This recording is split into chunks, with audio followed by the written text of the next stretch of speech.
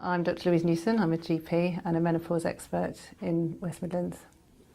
Very important because HRT is just 3 letters, Hormone Replacement Therapy. There are different hormones that we use and there are different levels and there are different preparations. It's not like giving an antibiotic if someone's got a chest infection. It's the same dose for the same length of time. HRT is very different, and what's really important is that we tailor make it for our patients. So the levels of especially the estrogen are varied depending on your age, depending on your symptoms, all sorts of things.